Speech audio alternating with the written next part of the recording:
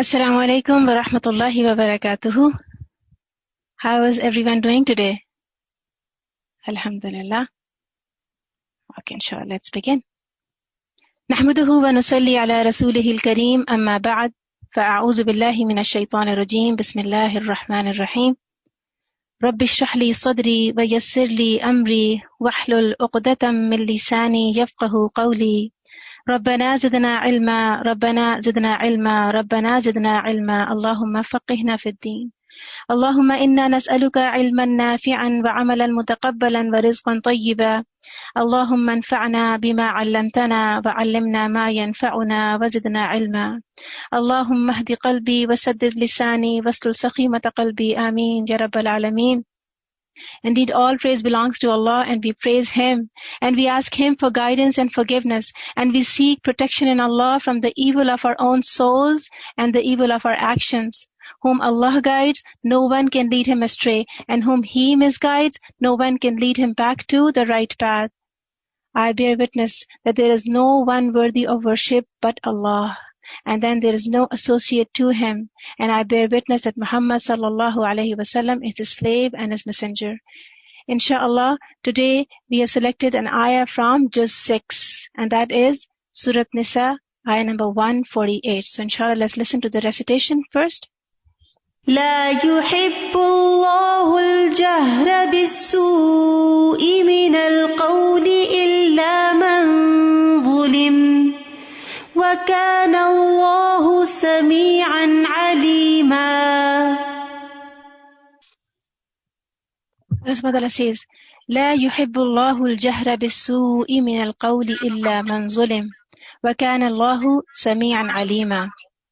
Allah does not like the public mention of evil except by the one who has been wronged.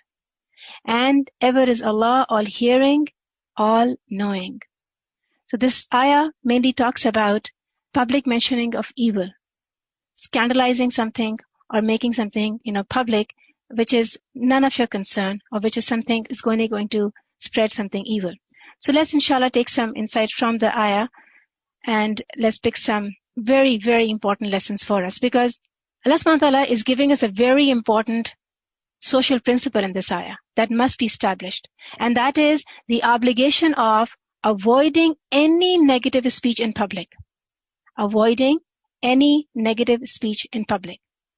In Tafsir al-Sa'di, he writes that Allah subhanahu wa ta'ala here tells us that He does not like, la yuhibbullah, He does not like anyone to speak ill of others in public. He dislikes and hates that, and then He will punish for it as well. And that includes all bad words that cause offense and upset others, and all of that is forbidden, and it is hateful to Allah.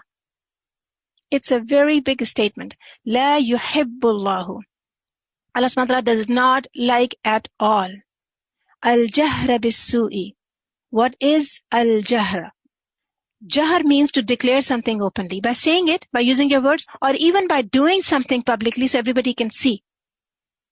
And bis-su'i, especially bis-su'i min al-qawli, so because it is about the speech, qawl means the speech or the words, as-su'i min al-qawl means anything that is bad in words, evil words, ill speech. Those words that somebody is using, they can be based on reality or they can be based on assumption. But they can be a cause of hurt and grief to others. So this is included in al-jahra bis-su'i min al-qawli.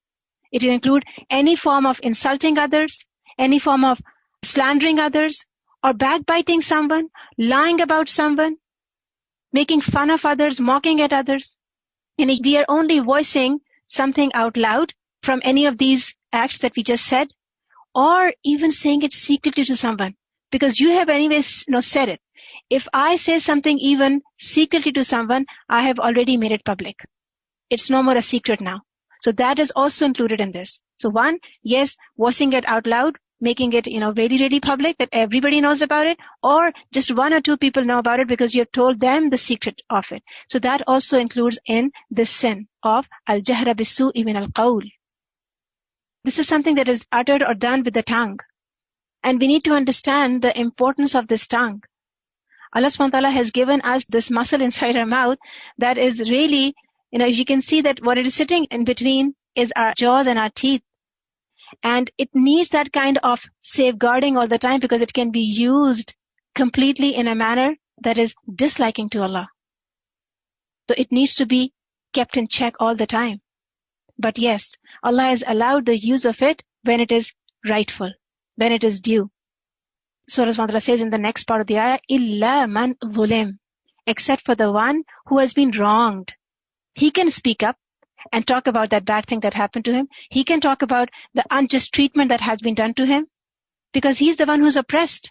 He's the one who has been wronged. So he is allowed to mention that evil to others. Why does Allah subhanahu wa ta'ala allow that? Put yourself in the same situation. Somebody has wronged me and it builds the emotions of anger and anxiety inside me. And sometimes if I don't say it out to someone, I might resort to extreme measures. I might hit somebody, I might become more violent. So in order to safeguard, that extreme measures, Allah subhanahu wa ta'ala has given allowance to the one who has been wronged to say something, to show his or her anger. Yani he can seek help because the purpose, who has been voicing out, his ill treatment now, the purpose or the motive behind his speaking is that he needs help because he wants somebody to get him out of that state. And that is perfectly right because this is from defending oneself. And that is the right of every individual. Every person has the right to defend himself. So he can either talk back, right? Take a revenge. Whatever has been said, he can say it back to the person who said it. But that needs to be within limits too. Whatever has been said or whatever has been done, if you need to take a revenge, then we need to be so careful that it has to be just equal revenge. We cannot cross the limits because, I want you to understand that if somebody has wronged me, I'm already very upset with him. And if I come on taking revenge, I might cross my limits. But again, it is much better to forgive, isn't it? Because when I'm upset and I want to take help, I can call somebody and I can talk to somebody who can understand me and who can truly help me, right? But when I go beyond limit, what do? I start calling every Tom, Dick and Harry just to satisfy my own self, my own anxiety or my own anger. This is not allowed. Now this is also coming in jahra bisu, because if you are the one who has been zulim, who has been wrong, then your seeking help with the right person is allowed. That is your limit. You need to maintain. But if we cross the limits and we go beyond that, then Allah subhanahu wa ta'ala says, وَكَانَ اللَّهُ سَمِيعًا عَلِيمًا. Allah subhanahu wa ta'ala is all hearing and all knowing. Because if you forgive, Allah subhanahu wa ta'ala loves forgiving. Allah subhanahu wa ta'ala says in the Quran, فَمَنْ عَفَا وَأَصْلَحَ فَأَجْرُهُ عَلَى اللَّهِ. Whoever forgives and reconciles, his reward is with Allah. Abu Hurairah radiallahu anh narrated that Rasulullah sallallahu alayhi wa sallam said, Sadaqah does not decrease property, and Allah increases the honor of him who forgives. Because this is hard. Why is Allah increasing the honor of this person? Because the person who has been wronged and he is, being generous enough to forgive the other person, that's something, the act of a lot of himmah. You need a lot of azm for that. And then he continues to say that no one will humble himself for Allah's sake except that Allah raises his status. Because Allah knows how much effort it takes to do that. How much self-control and self-restraint it takes to achieve that station of forbearance. But Allah knows. وَكَانَ اللَّهُ سَمِيعًا عَلِيمًا. Such a perfect selection of Allah subhanahu wa ta'ala's asma, the names of Allah here at the end. Like any ayah, whenever an ayah ends with the names of Allah, we really need to go back into the context of the ayah. Why Sami'an Alima? Sami'an is all hearing. He heard those words and he is allowing the person who has been wronged to say some words as well. He has heard everyone who is angry and who is, showing his anger. And then he's also all-knowing. He knows the intentions and the motives behind my speaking up. If I'm just publicizing a sin or I'm just, speaking as my right of publicizing the wrong that was done to me. Allah hears everything and Allah knows everything. Why I'm doing what I'm doing. Because Allah knows exactly what happened, who did it, who was at mistake, who was being wronged and who was wronging. No one can get away from Allah's hold, isn't it? And that is why Allah is ending up with وَكَانَ اللَّهُ سَمِيعًا عَلِيمًا. Very, very important to understand with the context of the ayah. لا يحب الله الجهر بالسوء من القول. Allah does not like the public mention of the evil except by the one who has been wronged. But the first part is, Allah does not like public mention of the evil, period. Let's take the exception out for a minute. Just focus on the part, Allah does not like the public mention of the evil. So we need to understand what is included in the public mention of the evil. Number one, committing the sin publicly. That is mentioning it. That is making it public. That is making it known. Number two, it can include mentioning your own sins openly. Yani you did something wrong and you're feeling bad about it, but now what you did, just to unburden yourself, you start talking about it. And then the more you talk about it, the more casual you become, isn't it? We all go through these emotions and feelings and situations. So I hope you can connect with this thing. The point here is, the lesson to be learned is that I don't want to be belonging to this group of people who are being la yuhibbullah, who is being saying that Allah subhanahu wa ta'ala does not like at all. And the number three, it also includes publicizing other people's mistakes. Talking about others on gatherings, discussing about their disobediences, discussing about their corruption and all of those things. What happens in our social gatherings? We talk about our political leaders and, we are literally giving our good deeds in their account. Publicizing their mistakes. What they are doing, Allah knows already. And Allah will settle every action with either the reward or the punishment. Abu Hurairah radiallahu anh, he says that I heard Allah's Messenger sallallahu alayhi wasallam saying that all the sins of my followers will be forgiven. All the sins of my followers will be forgiven except those of the mujahirin from Jahr. The same word that we just read in the ayah. Except for those of the mujahirin, those who commit a sin openly or disclose their sins to the people. And he says, sallallahu alaihi wasallam, an example of such disclosure is that a person commits a sin at the night, and though Allah screens it from public, and then he comes in the morning and says, oh, so and so, I did such and such evil. And he starts talking about his sin to others, though he spent his night screened by his Lord. No one knew about this sin. And then in the morning, he removes Allah's screen from himself. This is his own action. This is his own zulm that he's doing upon himself. All he had to do was repent to Allah. Because we all make mistakes. These type of utterances, the sinful utterances that are disliked by Allah subhanahu wa ta'ala, there are many, but I've just selected few for you to follow along with me. And keep checking ourselves. I don't want to lie in any one of these categories. Ever. Right? We all make mistakes. Yes, we all might fall into these categories, once in a while, but then again, repentance is my key to come out of that door. Number one, backbiting. What is it? Talking about others in their absence, especially in a manner that they will not like. Backbiting is, talking about someone who has some kind of a deficiency, who has maybe made a mistake, who has done something. And then we mention about that person's mannerism or his statement or his actions, anything that he has done to someone else. And we know that we cannot say this in front of him or her. We would feel very awkward, confronting them with the statement.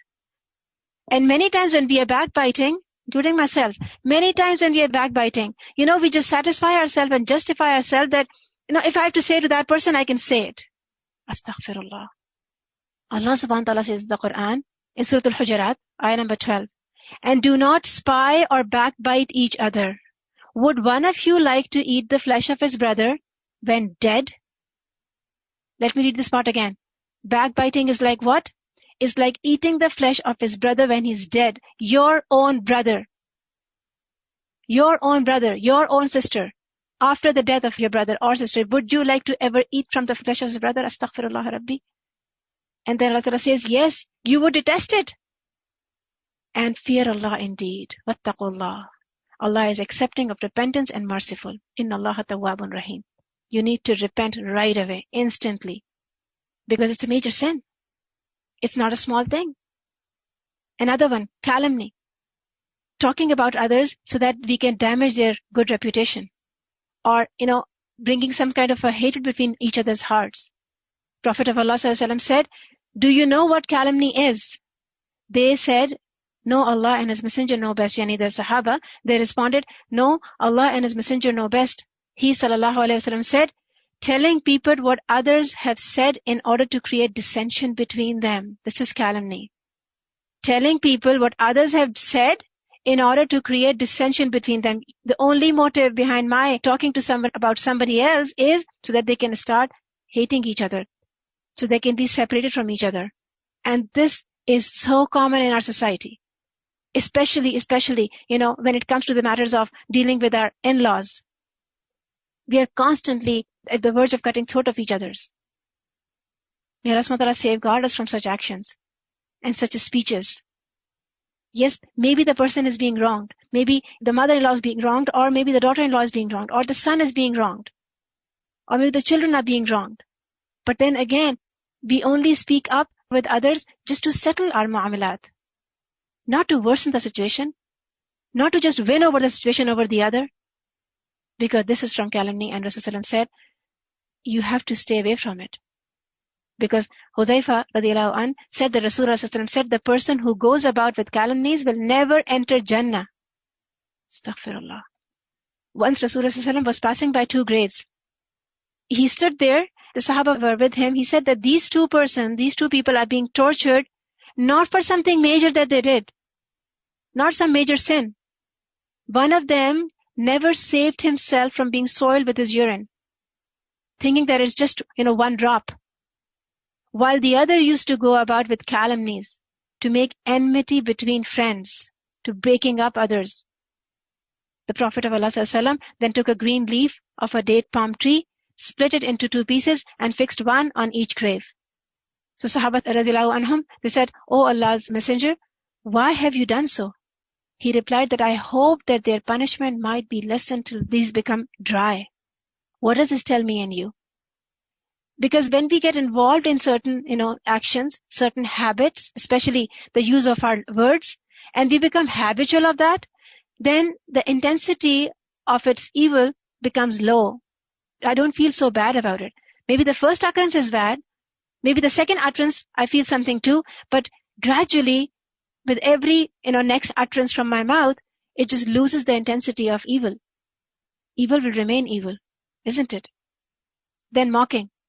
Using some scornful speeches or words to disgrace others. Insulting others, finding faults in others, or just reminding others about something that they're deficient of, and then the only motive behind is to put them down. We all know the ayah, وَيْلُ لِكُلِّ هُمَزَةٍ لُمَزَةٍ. Woe to every scorner and every mocker.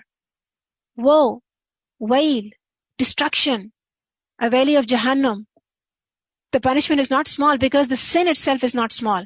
No matter how much is being practiced, it is not small. Aisha radhiyallahu anha said, a man suffering from an affliction, he passed by some women, and they started laughing at him, mocking at him. So one of them got the same affliction. And then another thing is too much of talking. And this too much of talking is only purposed with overpowering others. There is really no maqsad of it, other than we can have the last word. That's what the purpose is. If there's an argument going on, I have to say the last word. I have to give the peace of my mind as the last thing to stay. Rasulullah said the most despicable among people in the sight of Allah is the ruthless, argumentative person. وَأَلَدُّ الْخِصَامِ. What is he trying to do? The person who is getting into this argument and then being very ruthless in his speech, he's trying to have the upper hand. Or he's trying to display his knowledge or his power in argumentation, isn't it? If this is only the motive, then Rasulullah is saying he's the most despicable one in the sight of Allah. In the sight of Allah. He's trying to become big in the sight of people, but in Allah's sight, the case is completely opposite. The situation is very, very, very endangering. Vain talk, useless talk. We all fall into this category. We don't even know where we cross the limit or we cross the line. Al-Mughira ibn Shu'bah, he narrates that Rasulullah sallallahu alayhi wa sallam said, it's a long hadith, so I'm just going to quote the end part of the hadith, and it says that Allah has hated for you vain, useless talk, and also that you talk too much about others, and you ask too many questions, especially in the disputed religious matters, and then you waste wealth. What do we learn from this? The very first thing that we heard was Allah subhanahu wa ta'ala hates for you that you indulge into vain, useless talk. With the increase in social media, we get so many useless posts, isn't it? We are all part of certain groups where really we learn nothing. No matter how many posts are being shared, if you don't even open it for the whole maybe month or so, you are not really going to lose any good. You're not going to lose anything. We all know what are we involved in. But what happens? Just because I see the notification, I feel the urge of touching it, clicking it, opening it, reading it, watching it, listening to it, and then in the end, maybe even laughing on it. Maybe even enjoying it. We all get indulged in these kind of useless, vain talks. There is really no maqsad, no faida behind them. No benefit that we get out of it. Just for the sake of just having to spread something which is useless. So if we read or we get interested in such things, or even we forward to them, we are part of the same group. Because talking about others is though very easy, right? It builds up interest and then it becomes very juicy. You can continue for a very long time. But what do you get out of that? Except for, just the satisfaction of our own nafs. We don't get anything out of it. But yes, we do get something out of it. And that is the wrath of Allah. La yuhibbullah. The dislike and hate of Allah subhanahu wa ta'ala. Is that a small thing? How can we make this transaction for ourselves? We need to check upon ourselves. What are we indulging into? What are we putting our time into? What are we looking at? What are we reading? What are we watching? Because every time it's such a small thing. Maybe just one picture, maybe just 3 words, maybe just 1 minute or 30 seconds a clip, audio clip. But it can come into useless vain talk. Or just talking about others. Abu Hurairah radiallahu anhu narrated that Messenger of Allah sallallahu alaihi wasallam said, indeed among the excellence of the person's Islam is that he leaves what does not concern him. And if I can take you back into the taqwa lesson, the third level, highest level of taqwa was that your heart is busy only with the remembrance of Allah. Everything else that is not concerning to you is out of your heart. This is the highest level of taqwa. May Allah subhanahu wa ta'ala give us a tawfiq, achieve that station of taqwa. And then the one who is indulging into arguments and fighting. Abu Umama narrates that Rasulullah sallallahu alaihi wasallam said, no people go astray after having been guided, but they resort to arguing. And then the Messenger of Allah sallallahu alaihi wasallam recited the ayah from Surah Zukhruf, ayah 58. مَا ضَرَبُوهُ لَكَ إِلَّا جَدَلًا. Yani they quote an example just for the sake of jadal, argument. بَلْ هُمْ قَوْمٌ خَصِيمُونَ. But they are only quarrelsome people. It is not liked. Allah subhanahu wa ta'ala la yuhibbullah. Allah subhanahu wa ta'ala does not like these kind of statements. Because when we are a person of this character, having to do with backbiting or mocking or, overpowering others in a speech and talking without any thinking or just having a useless talking, there's a higher chance that we are really becoming difficult for other people to deal with. They might start avoiding us. Aisha narrates that once a man sought permission to come into the house of Rasulullah, and while she was in the presence, so he said that what a disagreeable man he is. He knew who had come, and about him Rasulullah had, shown his dislike that he's a very disagreeable man. But then he gave him the permission to come in.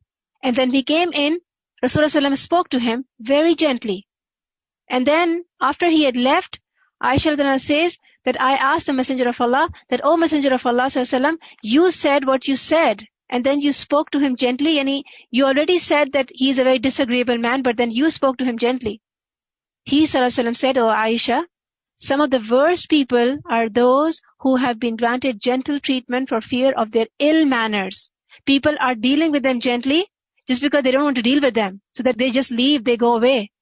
Because if you start confronting them, they will only indulge into argumentative talks, quarreling. So people start ignoring them, people start avoiding them.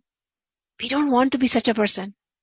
And I'm sure we all have experienced these kind of interactions, maybe relations. And we don't want to be this kind of a person at all, because the consequences are very severe. And then the last one, passing judgment on others. Ya Allah, we are just literally as if we have the right to do this. We are all part of this thing. We all think that this is my right to talk about any person, anytime, in any language. It was narrated that Abdullah radiallahu anh said, defaming a Muslim is evil doing. Defaming a Muslim is evil doing, a su. And fighting him is kufr, because he is a Muslim. You need to safeguard his izzah. Another narration, Abdullah radiallahu anh reports, the Prophet of Allah sallallahu alaihi wasallam said, Laysa al-mu'minu, the one who is not a believer, bit-ta'ani. A believer is not a defamer who gives ta'an. Walal li'ani, nor a curser who does la'an. Walal fahishi, outrageous. Any believer cannot be outrageous, losing his cool and losing his, getting into ruthless argumentations. Walal badhi, nor obscene. A believer is not a defamer, nor a curser, nor outrageous, nor obscene, because he is a believer, and he has Allah in his life, and he has taqwa of Allah in his heart. He cannot open his mouth, utter words which are from ta'an and li'an and fahisha and badhi, because he thinks before he talks, right? Ikramah was heard to say that I don't know which of them, either Ibn Abbas radiallahu an or Ibn Umar radiallahu an, was giving his companion some food, and at that time a slave girl was working in their presence. One of them said to her, out loud, Azani, fornicator. They slandered her. Upon this he said, go easy. He tried to stop him. The person who said it, he tried to stop him. Because if she does not exact the had or the punishment, for slandering, from you in this world, she will take it from you in the next world. Slandering is it's a major sin. It's a big issue. In this life and in the next one too. Upon this the man said, and what do you think if what I'm saying is the truth? So then he replied, either it was Ibn Umar or it was Ibn Abbas, he replied that Allah SWT does not like anyone who greatly exceeds the sounds in speaking of indecencies.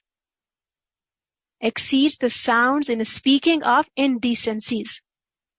It's one word, but it has many meanings. So many things comes in indecencies. Exactly what we are discussing. Indecency is jahra bis-su. And we need to be aware of this thing in depth. So we can, inshallah, safeguard ourselves from all forms of it, from all shapes of it. Even if it's a small thing, we need to really think about before we bring it on our tongue. Before my mouth gets the one who utters those words. Because these words have effect. They have influences. We all know that we all make mistakes. All of those things that we just learned in the previous slide, we all make mistakes and we are all part of these things. Backbiting or, mocking or argumentations. We are all part of it. Because human beings are inherently prone to commit sins. And Allah knows that. And Allah SWT, that is why He says He's Ghafurur Rahim. Why is He Ghafurur Rahim? Because He knows that humans are going to commit sins and mistakes. So Allah SWT can act upon His sifa of maghfirah. Allah knows that. Because sometimes we sin by not fulfilling the rights of Allah. Right? And sometimes we become sinful by being deficient in fulfilling the rights of others. But a true believer, what does he do? He feels remorse in his heart after committing such a mistake. He turns back to his Rabb, seeking His forgiveness, seeking His repentance right away, instantly.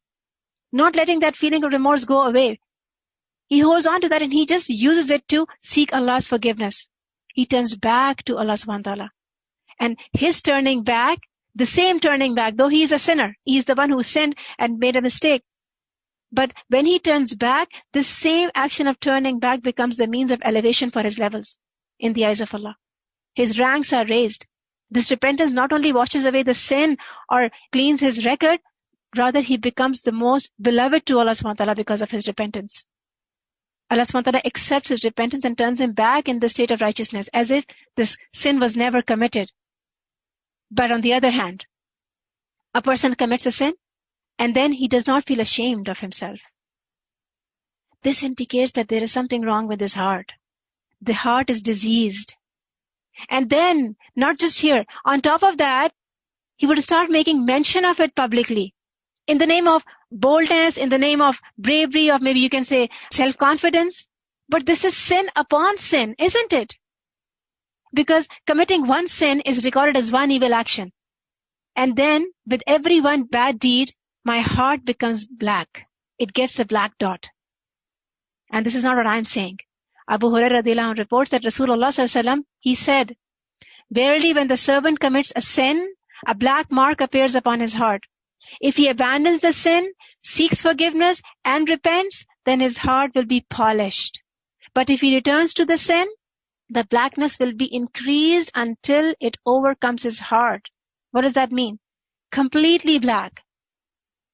And then he ﷺ said, it is the covering that Allah has mentioned about, كَلَّا بَلْ رَانَ عَلَىٰ قُلُوبِهِمْ مَا كَانُوا يَكْسِبُونَ. In Surah Al-Mutaffifin, Allah Ta'ala says, no, rather a covering is over their hearts, run, from what they have earned.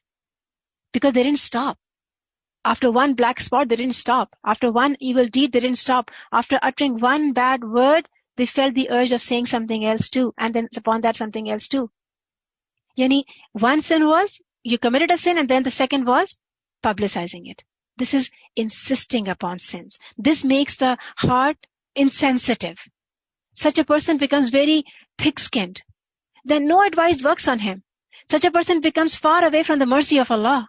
Very hard-hearted.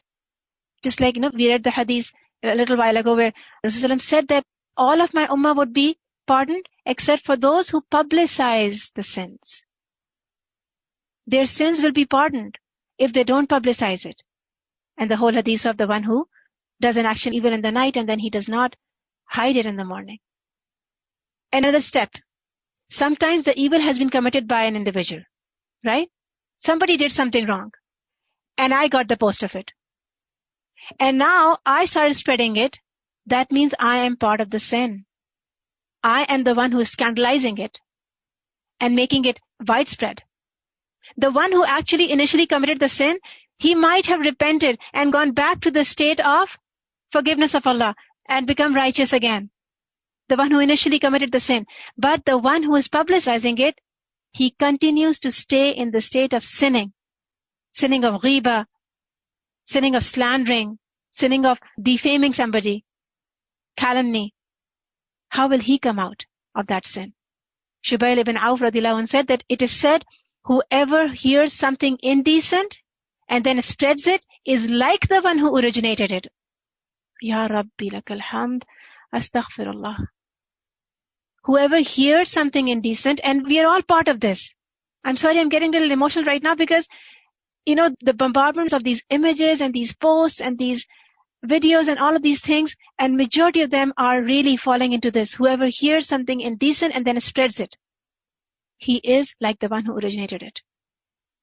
Allah subhanahu wa ta'ala does not like this kind of publicizing. He does not like the publicizing of sins and evils. Because when we make any evil a public discourse, what happens? Everybody starts thinking about it. And I want you to try to connect with what I'm trying to say, because if something comes to me as a news about someone else, my mind will be just stuck in it. I'll keep thinking more and more about it. And if I had an evil heart, may Allah subhanahu wa ta'ala, keep us protected, those who have evil mind, they will feel influenced by listening to such things, that if he can do it, I can do it too. What a big deal now. It's a trend. So it starts influencing others to do something bad, something evil too. It opens the door for them.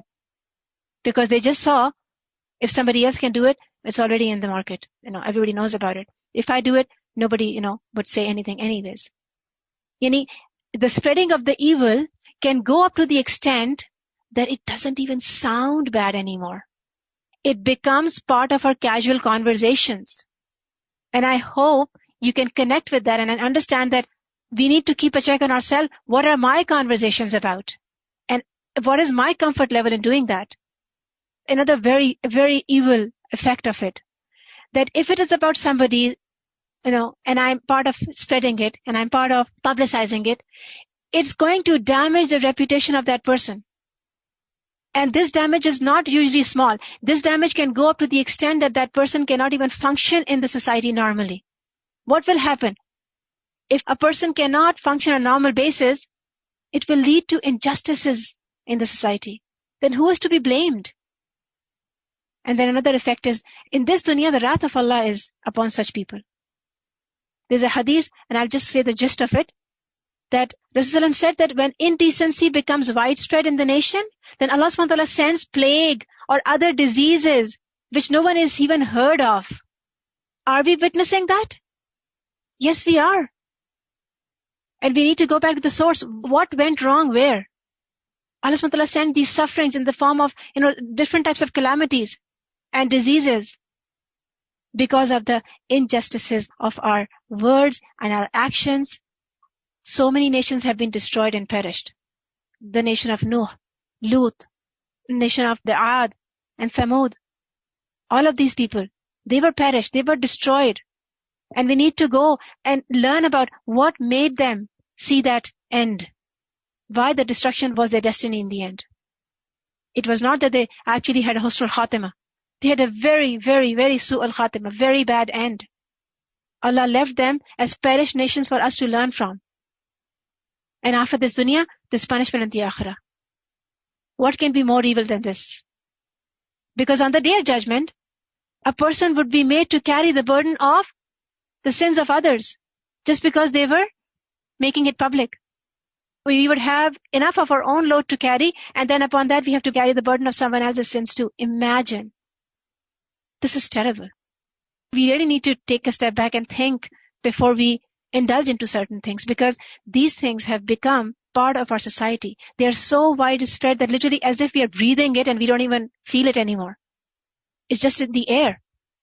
And we are all part of it. May Allah subhanahu wa ta'ala protect us. We need to constantly seek Allah's protection for this. But yes, Allah has allowed certain type of speeches, right? In this situation.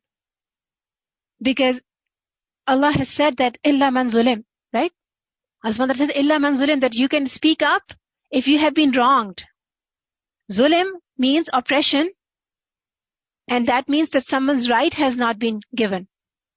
Abu Dharr reported, radiyallahu anh, that Rasulullah sallallahu alaihi wasallam said that Allah the Exalted, the Glorious said, O my servants, I have forbidden oppression for myself, and I have made it forbidden amongst you, so do not oppress one another. Please listen to it again. Allah is saying, Rabbul Izzah, O my servants, I have forbidden oppression for myself. This oppression can be as small as oppression of a parent on a child or children on their parents. As small as a husband on their wife or wife's oppression on their husbands. Or any other relationship you can take. It's part of every household. Allah is saying, I've forbidden oppression for myself and I've made it forbidden amongst you. So do not oppress one another. Bullying is a big issue in schools these days. We need mental health workers to work with such kids and even adults. It has become a profession to treat such people now. Allah subhanahu wa ta'ala has outlined certain rights upon us for others, right? Everyone has certain rights that we need to give to others. But human beings, due to many reasons, we start falling short on fulfilling each other's rights. And then what happens? We end up committing oppression against each other. When Allah subhanahu wa ta'ala says, illa man zulim, that means Allah has allowed to take revenge. Because Allah allows me and it makes it permissible for the person who has been wronged to take his due. This is from the protection of his own rights. In Surah Shura, Allah subhanahu wa ta'ala says, and those who, when tyranny strikes them, they defend themselves. And the retribution for an evil act is an evil one like it. But whoever pardons and makes reconciliation, his reward is due from Allah. Indeed, He does not like the wrongdoers. And whoever avenges himself after having been wronged, those have not upon them earned any cause. They don't have any blame. فَأُولَٰئِكَ مَا عَلَيْهِمْ مِنْ سَبِيلٍ. They can do that. In Tafsir as-Sa'di, tafsir of this ayah, illa man zulim, he writes that when Allah subhanahu wa ta'ala says illa man zulim, it means that it is permissible for such a person to pray against the one who has wronged him, or to complain about him, or to say bad things back to the one who has said it. All these three situations are allowed. Let me reiterate it. The person who has been wronged, Allah allows him to make dua against the one who has wronged him. Yani make a dua of curse. Ya Allah. If Allah has allowed, that means Allah will listen to this dua and accept this dua. Number two, he can complain about that person. He can talk to somebody about him. He can seek help. Or he can settle the matter, between him and the other person himself by saying the things, maybe bad, but saying that bad word back to him, but then it has to be within limits too. Regarding the permissibility of such a person to pray against the person, that Allah has given him the allowance, it's something that needs to be taken very seriously. There is a story of a man who came to Rasulullah sallallahu alaihi wasallam, and he said to him that my neighbor hurts me, he harms me. But there's a speech. So Rasulullah sallallahu alaihi wasallam said, take your bags and put them on the road. And then whoever passes them, they will curse on him. And that's exactly what happened. He went back, he took all his furniture out of the house, his bags and everything, he started putting them on the road, outside his house. Whoever is passing by, they were asking what happened. So he would say that my neighbor bothers me.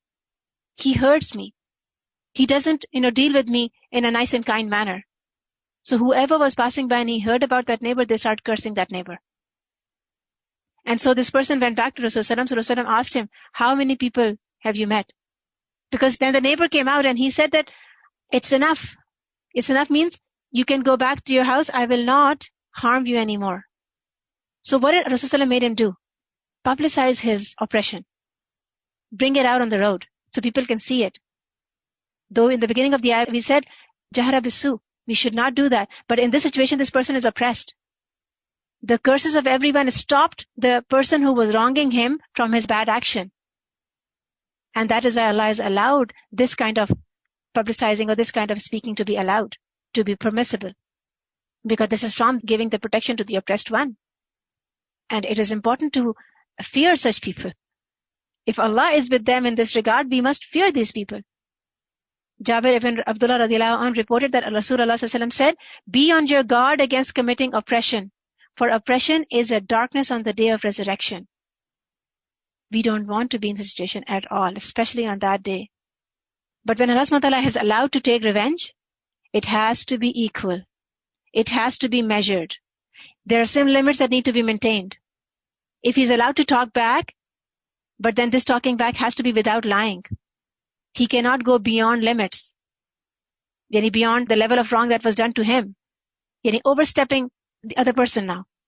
Because, when we are in the situation or a position of taking revenge, it is so easy to cross the boundaries set by Allah subhanahu wa ta'ala.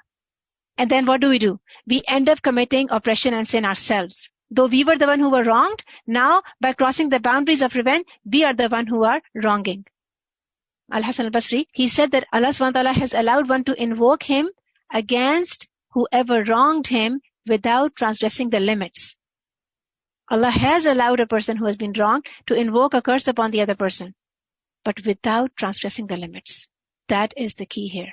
Only in this strict condition Allah has allowed illa man zulim. Abdul Karim bin Malik al-Jazari, he said about this ayah, and this was in the Tafsir of Ibn Kathir, he mentions that when a man curses you, you could curse him in retaliation. But if he lies about you, then you cannot lie about him. A very wise thing to understand here. When a man curses you, you can curse him back. Equal. When he starts to lie, this is not acceptable. Lying is not a trait of a believer. And then after that, we need to understand that definitely the best of the practices would be forgive. It is better than revenge. Forgiving is better than revenge. Hasan al-Basri commented that one should not invoke for curses against whoever wronged him. Rather, he should supplicate, "O Allah, help me against him. And O Allah, take my right from him." You are giving your mu'amala, your matter in the hands of Allah. Isn't that the best deal to do? Because, when we are so preoccupied with the wrongs that others have committed against us, if people have wronged us, we are constantly just bombarded with those thoughts. And then we start losing the focus of one of the most beautiful ways to get closer to Allah. This is my chance to get closer to Allah. How? By forgiving, not taking the revenge.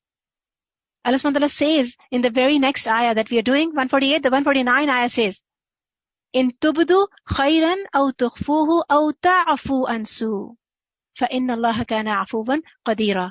If instead you show some good or conceal it or pardon an offense, indeed Allah is ever pardoning and competent. If I do this, I can feel the presence of Allah in my life, the rahmah of Allah in my life, because He allowed me to practice that rahm. And we need to practice this. I'm not saying it's easy. It is tough. There is a study in which it shows that people who focused on their personal grudges, they had increased blood pressures and heart rates. They had increased muscle tensions. And they felt being so low in control of themselves. And those same participants, they were asked to imagine forgiving their wrongdoers. Whoever oppressed them, whoever said something wrong or did something wrong to them, just forgive. Forgive and forget. And the study shows that they said that they felt more positive, more relaxed, and their conditions changed. May Allah subhanahu wa ta'ala give us the strength to forgive others. Even if they are at fault and we are not at fault, may Allah subhanahu wa ta'ala give us this strength. We need to seek Allah's protection from oppressing others. And there's a beautiful dua that Rasulullah has taught us. Allahumma inni a'udhu bika min al-faqri wa a'udhu bika min al-qillati wa dhillati wa a'udhu bika an azlima aw uzlam. O Allah, verily I seek refuge in you from poverty, scarcity, humiliation, and I seek refuge in you from wrongdoing others or being wronged. Azlima, that I wrong somebody else, or uzlima, or I be wronged by somebody else. We need to have good alternatives here, right? We need to make good choices. And good choices are of those words, that is speech that is most beloved to Allah. Whose speech is most beloved to Allah? Allah subhanahu wa ta'ala says in the Quran, a beautiful ayah, Surah Fussilat, وَمَنْ أَحْسَنُ قَوْلًا مِمَّنْ دَعَا إِلَى اللَّهِ. And who is better in a speech than the one who invites to Allah? وَعَمِلَ صَالِحًا, and does righteousness. وَقَالَ, and then he says, إِنَّنِي مِنَ الْمُسْلِمِينَ, indeed I am the Muslim. We still remember our lesson. وَلَا تَمُوتُنَّ إِلَّا وَأَنْتُمْ مُسْلِمُونَ. They always remain wary of their end, their meeting of Allah. So whatever comes out of their mouth is the best speech. Their best speech includes calling people towards Allah, or saying something good to others, giving them good advice. Rasulullah said, ad-deenu an-nasiha. The deen, the religion, is nasiha, good advice, sincere advice. Or whenever opening up your mouth, speaking softly and kindly. Abdullah bin Amr said, there are 4 qualities such that if you were to be given them, you will not be harmed, even if the world were to be taken away from you. 4 qualities. Good character, restraint in food, truthful speech, and upholding a trust. You will not be harmed even if the world were to be taken away from you. You will not lose anything. Rasulullah said that, indeed in paradise there are chambers whose outside can be seen from their inside, and their inside can be seen from their outside. A Bedouin stood up and asked, who are they for, O Prophet of Allah sallallahu alaihi wasallam? He said, for those who speak well, feed others, they fast regularly, and they perform salah for Allah during the nights while others sleep. Everybody can see inside and outside and enjoy the view. But who are these palaces for? Allah has prepared them for those who speak gently, who provide food, observe frequent fasts, and pray during the night when people are sleeping. The first quality, who speak gently. It also takes covering up other people's fault. And this is something huge. Allah subhanahu wa ta'ala says in Surah Al-Isra, and tell my servants to say that which is best. Indeed, shaitan induces dissension among them. He incites them to say something to uncover the fault and sins of others. Inna shaytana kana lil-insani aduwwan mubina. Indeed, shaitan is a clear enemy to mankind. Abu Hurairah radhiyallahu anhu said that Rasulullah said, Allah will cover up on the day of resurrection the defects and faults of the one who covers up the faults of others in the world. Such a big security. Allah will cover me up just because I covered somebody else's defects. And then the last one, refraining from useless speech. If we do that, this is beloved to Allah. Because I know that everything is being recorded. Right? So I use my words very, very wisely. They're precious. They're very precious because they're being recorded. And I will be held accountable for that. And for all of this, we need Allah's assistance. So we ask Allah. We ask Allah to give us that kind of a tongue that will only utter truth. It's a long dua that I have just taken the part of. And inshallah, the whole dua can also be shared in your groups. And this is a dua from Rasulullah sallam. Allahumma hadi qalbi. O Allah, guide my heart. Wasaddid lisani. O Allah, make my tongue true. Waslu sakhimata qalbi. And draw out the malice in my breast. Allahumma hadi qalbi. Wasaddid lisani. Waslu sakhimata qalbi. We need to do a lot, but take small steps. Start being aware of meeting Allah. It will help. Start watching out what is your tongue being used for. Only use it for good words. Try to avoid any useless conversations. Do not spread any news, any sin of others. Do not be part of that. Ignore other people's mistakes. I'm sorry the time is up, but I just want to give you a small example. In my classroom once, I was teaching my grade 2 class, and I started writing some numbers on the board, and I just wanted to teach them how you ignore other people's mistakes, because that is happening in the class all the time. Teacher, he did this and Falan did this, right? So I wrote the numbers, and as I was writing, I missed just one number. So for example, I wrote 90, 91, 93, 90, and as soon as I write 93 after 91, most of them said, you missed 92. And I said, but I wrote so many numbers correct. I did 90 to 91 correct. I did 93 to all the way 97 correct. You didn't notice that, and you said that was all correct. You only noticed the mistake that I made in the middle. We need to learn to ignore other people's mistakes. Forgive others. Always respond with ihsan, because we want ihsan of Allah subhanahu wa ta'ala. So inshallah, I stop here for today. Jazakumullahu khairan kaseera. May Allah subhanahu wa ta'ala make us among those who stay away from all type of false speech. May Allah subhanahu wa ta'ala give us the tongue that can only speak the truth and only speak what is beloved to Allah. That is calling towards Allah subhanahu wa ta'ala. Reminding others to see Allah subhanahu wa ta'ala, to meet Allah subhanahu wa ta'ala. Subhanaka Allahumma wa bihamdik, nashhadu an la ilaha illa anta, nastaghfiruka wa natubu ilayk. Assalamu alaikum wa rahmatullahi wa barakatuhu.